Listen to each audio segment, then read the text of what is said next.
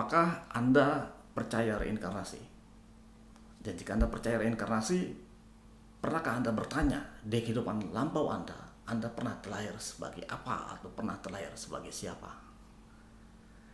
Topik kali ini mungkin kontroversi jika Anda tidak percaya adanya reinkarnasi. Tapi saya minta Anda untuk tonton terus jika Anda ingin tahu penjelasan ilmiah bagaimana seorang hipnoterapis seperti saya bisa membawa klien mundur ke masa lampaunya dengan menggunakan teknik hipnosis regression. Saya Yuan Yudhistira, Certified Clinical Hypnotherapist. Saya founder dari Chandra di Muka ID Training Center Cibubur. Dan saya telah menjadi seorang hipnoterapis aktif sejak tahun 2012. Jadi dalam video kali ini saya akan berbicara tentang regression bukan dari teori tapi juga berdasarkan dari pengalaman praktek. Nah, tapi sebelum itu bumper dulu.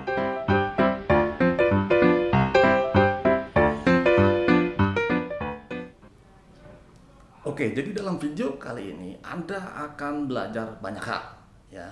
Pertama, Anda akan belajar apa dan bagaimana seorang hipnoterapis melakukan regresi atau membawa klien mundur menembus lorong waktu. Dan yang kedua, Anda akan belajar bagaimana ciri ketika klien itu benar-benar berhasil menembus lorong waktu dan mendarat di masa lampau. Oke. Ketiga, Anda juga wajib tahu apa bahayanya jika proses regresi ini dilakukan oleh seorang hipnoterapis yang kurang cakap. Dan Anda juga akan belajar hal-hal yang perlu Anda perhatikan jika Anda benar-benar ingin tahu past life atau kehidupan lampau Anda dengan hipnosis. Jadi selain itu saya juga akan menjawab beberapa pertanyaan yang sering ditanyakan, ya, terutama misalkan pertanyaan seperti ini. Benarkah masalah yang Anda hadapi saat ini, misalkan fobia atau apa, itu benar-benar dipengaruhi oleh kehidupan masa lampau Anda? Ya. Dan benarkah jika kita membereskan masalah di masa lampau Anda itu, maka masalah Anda saat ini selesai dan tuntas? Nah, ini pertanyaan yang paling sering ditanyakan. Dan saya akan menjawab secara jujur, ya, berdasarkan pengalaman praktek saya. Oke, kita lanjut ya. Nah, kita akan mulai dengan saya jelaskan dulu apa itu regresi. Jadi regresi atau mundur, ya, menembus lorong waktu, ini adalah suatu teknik yang sebenarnya biasa, ya, digunakan dalam praktek hipnosis. Dan sebenarnya sangat mudah dalam melakukan regression ini, ya, asal tahu kuncinya tentu saja. Nanti Anda akan paham dengan mengikuti video saya ini. Nah, kemudian saya ingin menyampaikan bahwa tujuan dari regresi, ya, dalam hipnosis itu sebenarnya ada banyak, ada beragam. Nah, tapi yang paling umum yang kami pakai biasanya adalah digunakan untuk menemukan akar masalah dan kita melihat apa dan bagaimana siapa yang terlibat dalam kejadian itu. Nah, tujuan lainnya selain itu juga ada digunakan sebagai rekreasional hipnosis atau eksperimental hipnosis. Nah, selama ini saya ketika membantu klien, ya, melakukan proses regresi, ya, saya menggunakan teknik yang berbeda-beda, tetapi tujuannya tetap satu, yaitu saya ingin mencari akar masalah dari klien. Nah, karena berdasarkan keilmuan yang kami pegang, apabila simptom itu akan hilang apabila kita temukan akar masalahnya dan kita bereskan.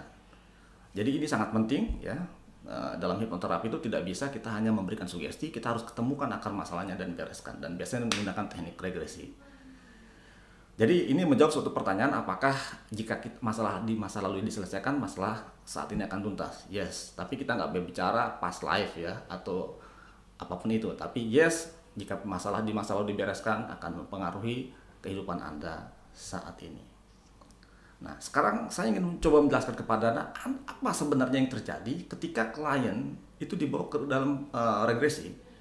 Jadi teman-teman, ketika klien di regresi itu tidak benar-benar klien itu mundur ke masa lalu, tidak. Tapi klien ini ibaratnya tembus melewati timeline di dalam memorinya. Jadi kesadarannya bergeser dalam jalur waktu di pikiran. Nah, bukan berarti benar-benar dia kembali ke masa lalu, tapi timeline di pikiran. Jadi ini terjadi di dalam memori, di dalam pikiran sebenarnya. Nah, tetapi walaupun ini terjadi di dalam pikiran, ya kita akan bisa melihat perubahan ya pada klien itu dari cara berbicara, gaya bicara, dan lain-lain, banyak sekali. Jadi bahkan saya beberapa kali menemukan klien saya itu ketika saya regresi, itu tiba-tiba klien nggak bisa ngomong bahasa Indonesia. Bayangkan ya, gaya ngomongnya beda dan nggak bisa ngomong bahasa Indonesia, nggak ngerti. Itu pernah saya temukan di ruang praktek saya. Jadi walaupun itu terjadi masalah, dia benar-benar kembali ya ke kondisi itu. Nah, jadi ini merupakan suatu bukti bahwa klien benar-benar mengalami suatu regresi yang kita sebut dengan revivifikasi tipe 1. Jadi mungkin Anda perlu tahu juga ada beberapa istilah ya dalam proses regresi. Ada revivifikasi, ya, ada hypermnesia ya. Jadi ketika seorang regresi ada berdasarkan ciri-cirinya bisa terjadi revivifikasi atau hypermnesia. Ini saya akan jelaskan singkat saja. Jadi saya akan menjelaskan mungkin secara ilustrasi saja begini misalnya. Ketika seorang klien dibimbing menggunakan regresi gitu kan sampai mendarat di masa lalu, kemudian berdasarkan kedalaman dari transhipnosisnya itu biasanya klien itu akan mengalami beberapa hal kemungkinan. Pertama, klien mengalami kembali kejadian tersebut sebagai orang pertama. Jadi klien mengalami kembali sebagai orang pertama. Nah, inilah yang disebut dengan revivification. Revivifikasi artinya dia bangkit kembali di masa lalu seolah-olah begitu. Nah, kalau ketika dia ditanya ya klien ini dan kemudian dia berbicara sebagai klien yang dewasa, maka ini disebut dengan revivifikasi tipe 2. Nah, tapi tetap revivifikasi. Nah, ketika dia mengalami revivifikasi, semua emosi yang dulu pernah terjadi, dia akan rasakan kembali. Nah, inilah ya, kalau hipnoterapisnya tidak cakap, akan memunculkan suatu resiko bahaya di mana klien mengalami trauma ulang. Jadi harus hati-hati. Oke? Nah, yang tadi revivifikasi, yang kemudian yang kedua adalah hipermnesia. Jadi hipermnesia beda lagi. Jadi hipermnesia itu kalau klien mundur ke masa lalu dan dia melihat kejadiannya secara disosiasi. Jadi tidak mengalami tapi dia melihat kejadiannya. Nah, ini dia berarti mengalami hipermnesia tipe 1 ya. Nah, tapi kalau dia hanya mengingat saja tetapi frame kesadarannya masih di saat ini, maka itu adalah hipermnesia tipe 2. Nah, jadi dari penjelasan cerita saya tadi, misalkan ketika klien ini mendarat di masa lalu dan dia nggak bisa ngomong bahasa Indonesia misalnya, itu bisa dipastikan bahwa klien ini mengalami revivifikasi tipe 1. Artinya hipnosisnya, transnya sangat dalam, teman-teman. Ya. Jadi, ya, regresi yang baik itu sebaiknya memang tipe revivifikasi tipe 1 atau hipermnesia tipe 1. Itu menggambarkan bahwa klien itu berada dalam kondisi transhipnosis yang sangat dalam. Nah, sekarang bagaimana saya bisa membawa klien itu mengalami revivifikasi atau regresi tadi? Nah, tentu ada banyak sekali teknik regresi. Nah, saya ingin mengatakan kepada teman-teman bahwa tidak ada teknik regresi yang bisa dilakukan dengan baik ya kepada klien apabila klien tidak dibimbing masuk ke dalam kondisi transhipnosis yang sangat dalam. Ini adalah syarat utama, syarat mutlak. Jadi kalau kurang dalam maka yang terjadi nanti adalah hipermnesia tipe 2. Jadi klien mengingat tapi frame kesadarannya masih saat ini. Nah, jadi yang pertama kalau Anda ingin membawa klien masuk ke dalam kondisi revivifikasi adalah pastikan kliennya trans sangat dalam. Ya. Nah, saya belajar di AWGI kebetulan alhamdulillah dan belajar secara presisi bagaimana mengetahui tingkat kedalaman klien.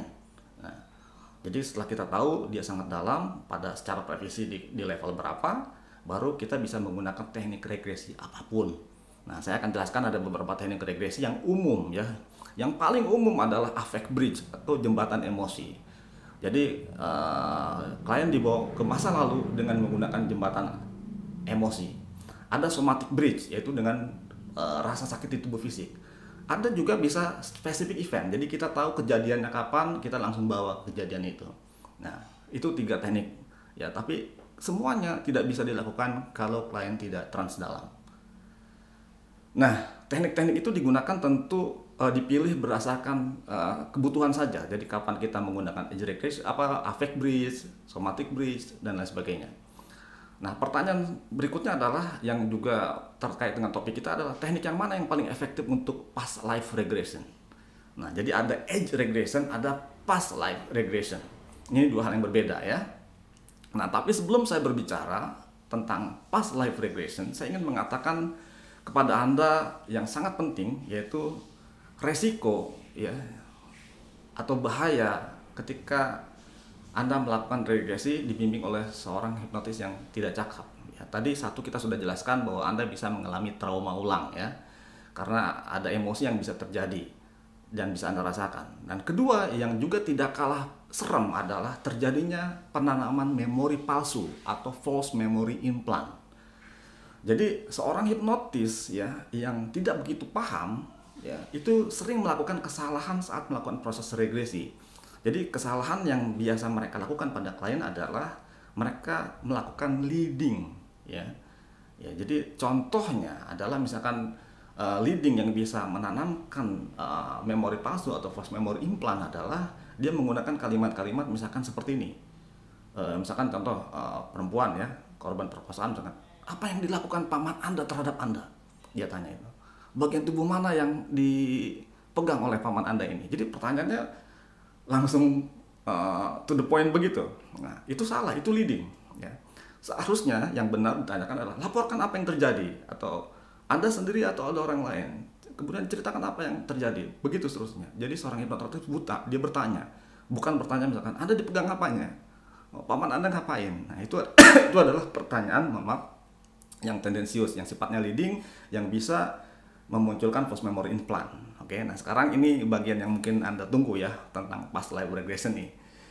Jadi jika benar ya hipnosis ya bisa membawa seorang mundur ke memorinya di masa past life, pertanyaannya adalah apakah ini membuktikan bahwa past life atau kehidupan lampau itu benar-benar ada.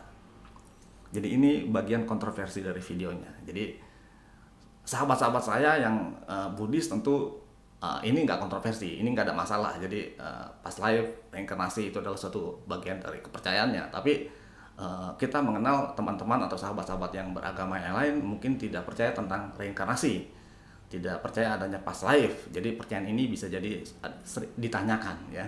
Jadi begini, sebenarnya saya juga dari mengenal ya beberapa komunitas muslim yang percaya adanya past life atau regression. Biasanya kelompok ini menggunakan landasan ayat Al-Quran, biasanya Al-Baqarah ayat 28 gitu ya, yang mengatakan dikaitkan dengan past life atau reinkarnasi. Nah, untuk menjawab hal ini ya, atau pertanyaan kontroversi ini, saya tidak akan menjawab sendiri, saya akan mengutip apa yang saya ingat guru saya pernah mengatakan tentang yang past life regression ini. Jadi guru saya mengatakan apabila past life regression dilakukan secara sengaja, maka tingkat kevalidannya diragukan. Oke. Jadi jika saat kita melakukan pencarian akar masalah, ya, kita tidak boleh ya meliding bahwa akar masalahnya ada di past life. Kalau dari awal sudah begitu, ya, maka bisa dikatakan si terapis ini sudah melakukan false memory implant. Kita akan mengatakan, oh ini masalah Anda, fobia ini gara-gara di masa lalu Anda menjadi penjagal kura-kura misalnya. Karena di masa lalu udah langsung diponis di masa lalu ini masalahnya. Nah, padahal tidak seperti itu. Dari pengalaman saya, selama ini kebanyakan klien itu mendarat di usia 5 tahun, 7 tahun. Paling jauh itu saya pernah mengalami klien mundur ke masa ketika dia masih dalam kandungan. Jadi jujur sehingga saat ini saya jujur belum pernah ketemu klien yang mendarat di past life. Saya di dalam pengalaman praktik saya ya. Jadi seperti tadi saya katakan, guru saya pernah mengatakan apabila kita melakukan past life dengan sengaja, maka itu kategori atau bisa dikatakan sebagai rekreasional hipnosis atau eksperimental hipnosis, di mana data yang didapatkan itu masih diragukan kevalidannya. Jadi boleh nggak kita melakukan past life regression? Jawabannya boleh, ya. Tapi kita akan mengatakan bahwa itu adalah rekreasional hipnosis. Jadi hipnosis ya rekreasional, jadi ya boleh aja suka-suka kalau diminta gitu ya. Tetapi data yang kita dapatkan itu tanda kutip diragukan. Nah, jadi pernah nggak saya melakukan itu? Ya pernah, tentu saja ya. Kalau diminta ya kita lakukan. Tetapi kita harus sudah memberikan suatu disclaimer bahwa apa yang didapatkan dari proses past life regression yang secara disengaja ini sifatnya rekreasional dan tidak kevalidannya tidak bisa dipegang. Nah, tapi kalau misalkan kita proses regresi seperti biasa, kita nggak mengatakan bahwa akar masalahnya ada di mana, kemudian boom dia mendarat di past life, who knows gitu ya. Tapi saya pribadi jujur sejak praktek dari sejak tahun 2012 sampai sekarang belum pernah menemukan ya klien yang mendarat di past life. Paling jauh di masa dalam kandungan. Baik teman-teman, jika setelah Anda menonton video ini ya, Anda ingin misalkan nyobain recreational past life regression, hubungin saya ya, iklan ini ceritanya ya. Ya nggak apa-apa kan? Oke deh. Baik. Dan saya juga akan sangat senang apabila Anda bisa tulis di bagian komentar apakah Anda ya termasuk orang yang percaya past life atau percaya reinkarnasi.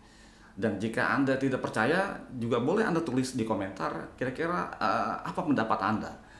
Atau misalkan mengapa alasannya segala macam ya, tulis di komentar. Saya senang sekali bisa mendapatkan komentar dari Anda. Baik teman-teman, jangan lupa subscribe untuk mendapatkan video-video saya yang terbaru. Sekali lagi, saya Yuan Yudhistira senang sekali bisa menyapa Anda. Dan jangan lupa Anda subscribe ke channel saya, nyalakan loncengnya agar Anda bisa mendapatkan update video-video terbaru dari saya. Sampai bertemu kembali. Wassalamualaikum warahmatullahi wabarakatuh.